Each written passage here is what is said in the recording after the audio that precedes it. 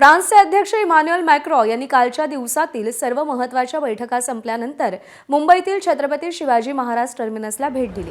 यावेळी त्यांनी मुंबईतील लोकल वाहतूक आणि भारतीय रेल्वे संदर्भात माहिती घेतली, तसंच सीएसएमटी स्थानकाची पाहणी केली। यासोबतच बाहेर उभ्या असलेल्या प्रवाशांसोबत संवादही साधला। ही सगळी दृश्य एबीपी माझाच्या कॅमेऱ्यात कैद झाली आहेत।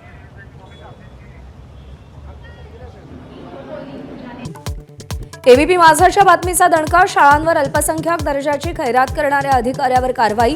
अल्पसंख्याक मंत्री सुनेत्रा पवारांच्या आदेशानंतर उपसचिव मिलिंद शेनॉय यांची बदली। कारवाई होणार का असा सवाल।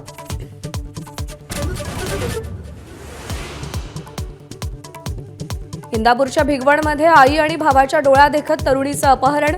दोघांच्या डोळ्यात चटणी फेकली। भिगवण पोलिसात गुन्हा दाखल। तर घटनेच्या निषेधार्थ आज भिगवण शहर बंद।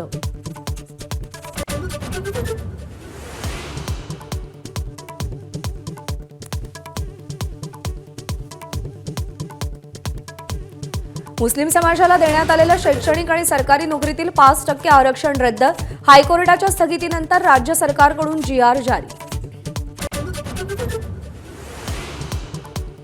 उपमुख्यमंत्री अजित पवारांच्या अपघातग्रस्त विमानातील फ्लाईट डेटा रेकॉर्डरमधील माहिती डाउनलोड करण्यात यश। तर कॉकपिट व्हॉइस रेकॉर्डरमधला डेटा रिकव्हर करण्याचे प्रयत्न सुरू। जबरदस्तीने धर्मांतर करणं ही चिंतेची बाब। हिंदू समाज धोक्यात नाही, परंतु सतर्क राहिलं पाहिजे।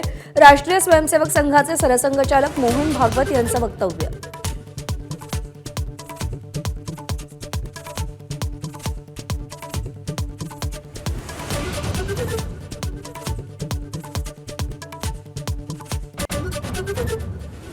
सोळा वर्षाखालील मुलामुलींना सोशल मीडिया बंदीची शक्यता। केंद्र सरकार नवा नियम आणणार।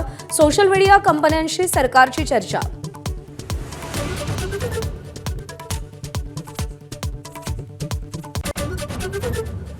बंगालच्या उपसागरात युद्धनौकांची मांदियाळी। इंटरनॅशनल फ्लीट रिव्ह्यूसाठी 65 युद्धनौका डेरे दाखल।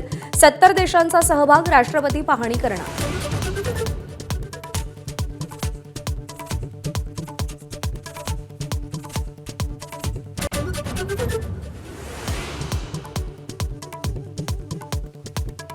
T20 विश्वचषकाच्या साखळी फेरीत आज भारत आणि नेदरलँड्स यांच्यात सामना। कर्णधार सूर्यकुमार यादव भारताच्या प्लेइंग 11 मध्ये बदल करण्याची शक्यता।